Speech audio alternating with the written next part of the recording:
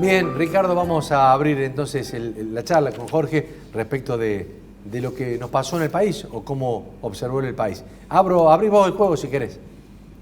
No, ¿cómo cierra, a juicio de Jorge, cómo cierra el espectro político y económico este año? O sea, ¿cómo lo observa él? ¿Desde qué punto de vista? Bueno, antes que nada les agradezco mucho esta invitación. La síntesis que vos hiciste son los andariveles que yo recorrería respecto del cierre de este año. Vale decir, si uno toma hasta antes de las PASO, del 12 de septiembre de este año y de las generales el 14 de noviembre, uno va a ver una situación altamente complicada en orden a una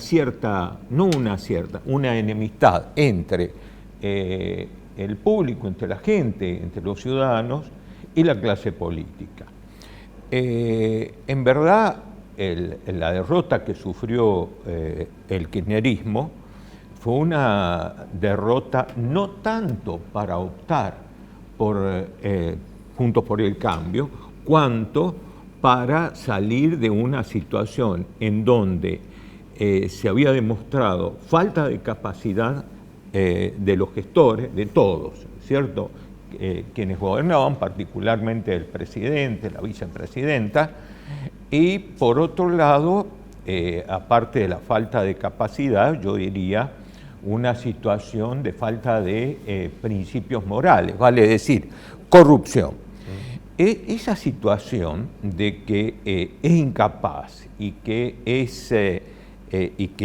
está en una situación de corrupción, de inmoralidad, es la conciencia que asiste a la sociedad respecto del juicio que le merecen los gobernantes. Por lo tanto, si uno dice qué ocurrió que votaron de esa manera y que en buena medida derrotaron a quienes parecía que no era posible ser derrotado al oficialismo, yo creo que abrió una cierta ventana acerca de quienes habían obtenido una mayoría relativa. Y en ese sentido, yo creo que después de las elecciones se produjo también un colapso en la oposición, que, siendo gráfico, diría que a poco tiempo quemaron las naves y el comportamiento de la oposición dejó de tener confianza también en la gente. Claro. Usted imagínese que de Loredo inmediatamente armó una nueva bancada y junto a 12 personas, entre los cuales estaba Martín Lustó, que pareciera que era la potencia intelectual, produjeron un colapso de desunión respecto de la oposición cuando la gente quería ver unidad y no grieta, incluso dentro de la oposición. Lo que a mí me impactó mucho fue una entrevista que le hicieron a Lustó, que él graficó la idea de la oposición como si hubiera un gentilicio con el apellido del padre, ¿cierto?, que si era Juntos por el Cambio, y luego tendría un montón de hijos, cada uno con sus peculiaridades, cada uno con sus ideas, cada uno sobre su mirada hacia el país. Y si uno presta atención a eso, pregunta, ¿a quién voy a votar yo? Claro. Si no saben ellos mismos cuál es la línea unificada que va a dar al barco un buen puerto. Por lo tanto, si usted me dice qué pasó después de las elecciones, y yo creo que se produjo una situación de colapso y creo que es posible que se produzca una falta de confianza en términos generales hacia la oposición desde ya. Ahora, lo que uno presuponía, ya sé que por ahí, perdón, uno es muy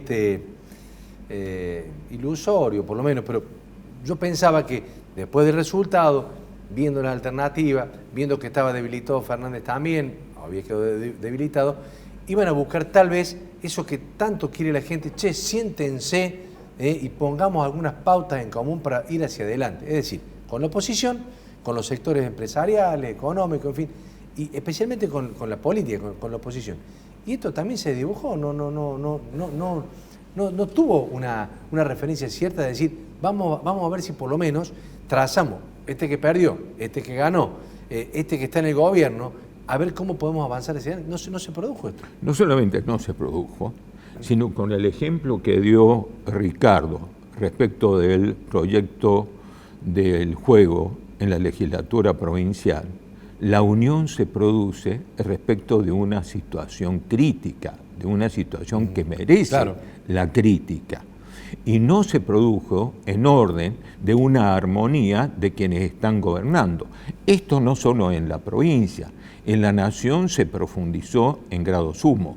De manera que yo en lo personal le digo que en poco tiempo la oposición ha perdido una serie de confianza que ha tenido la sociedad. Piense usted incluso en la diputada Brouwer de König, que no solamente digamos, se fue de veraneo, sino que además pareciera que también mintió al momento de justificarse. Claro, de manera que, en definitiva, yo creo que si la oposición no toma conciencia de dos cosas, primero, de saber qué es la unidad, y además que el guía que tiene que surgir es producto de los guiados, y dar algún ejemplo, porque el único ejemplo que yo encuentro hasta ahora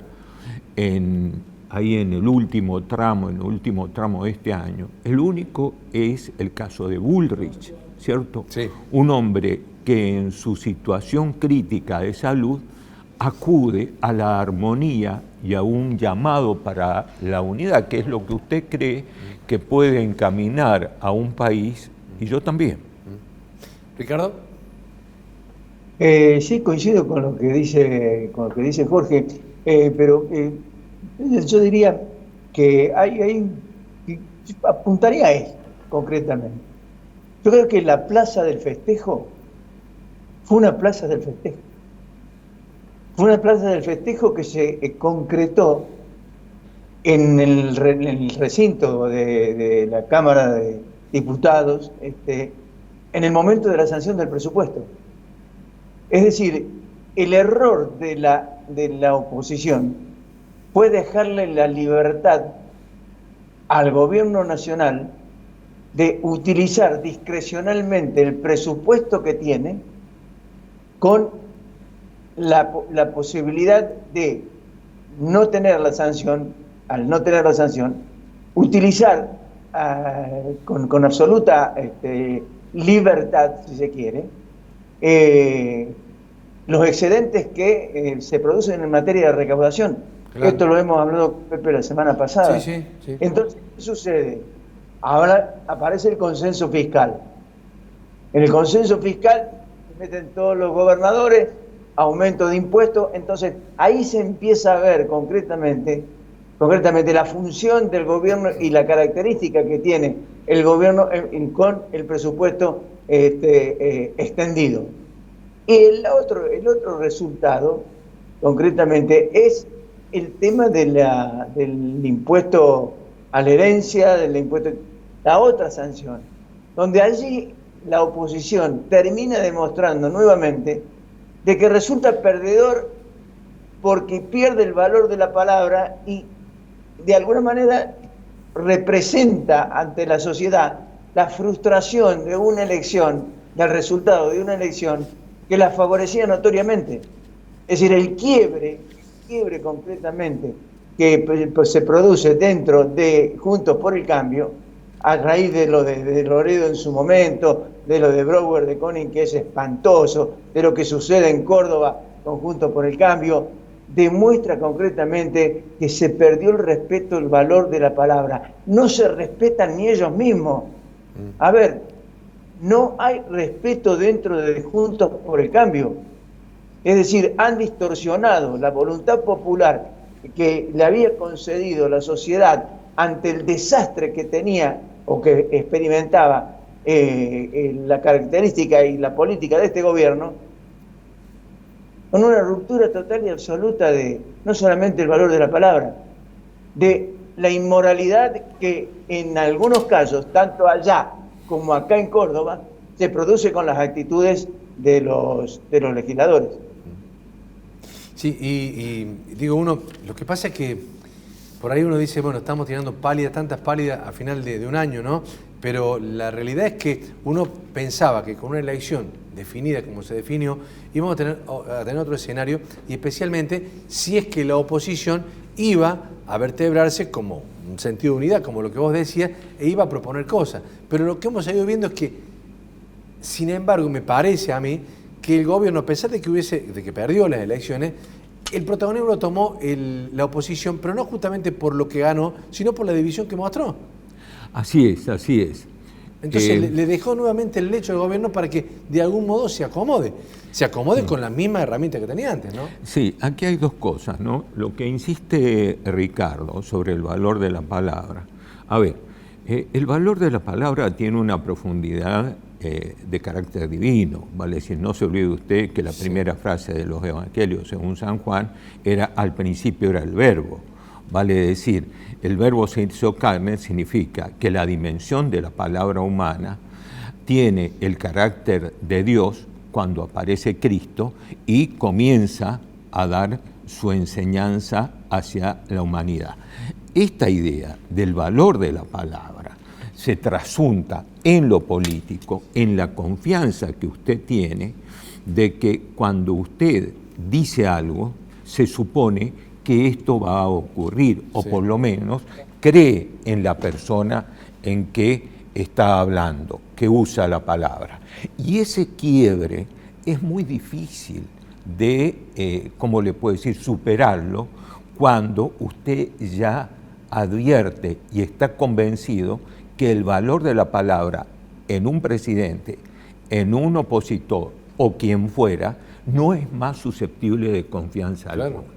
A esa situación de la ausencia del valor de la palabra que demuestra el presidente, porque a ver,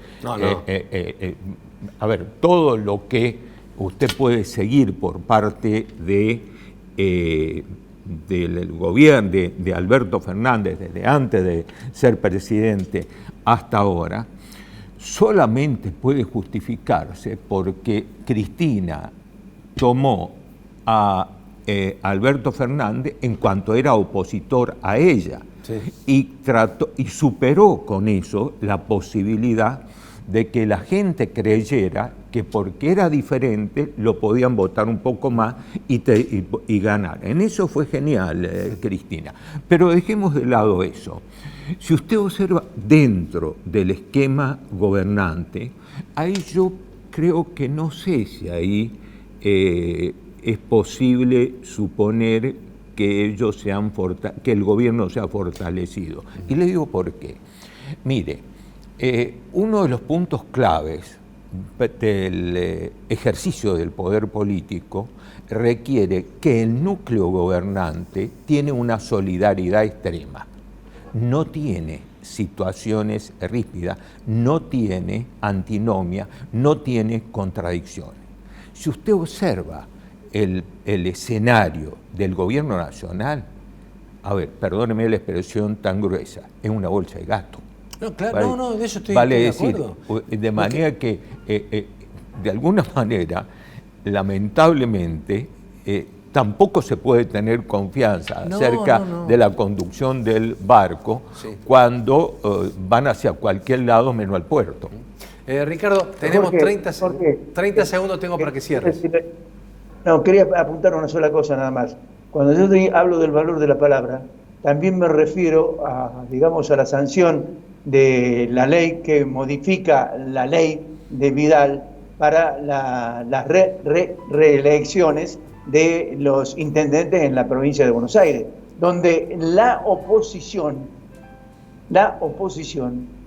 hace de alguna manera o sirve de alguna manera para modificar lo que realmente era yo diría un avance desde el punto de vista político y democrático.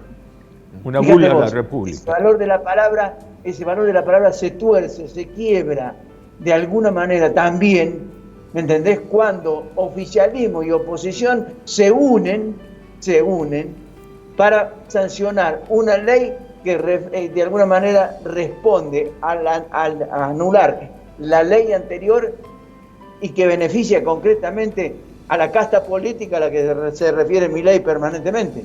Coincido totalmente. Por eso vamos a ver algunos pases después de lo enemigo del pueblo, que es la clase política. Claro, claro. ¿Sí? Bueno, tengo que ir cerrando el programa. Jorge, como siempre, agradecido por ayudarnos un poco. Muchas y para gracias. cerrar Gracias, justamente este año. Muchas gracias. Muchas gracias y felicidades. Gracias igualmente a ustedes. Ricardo.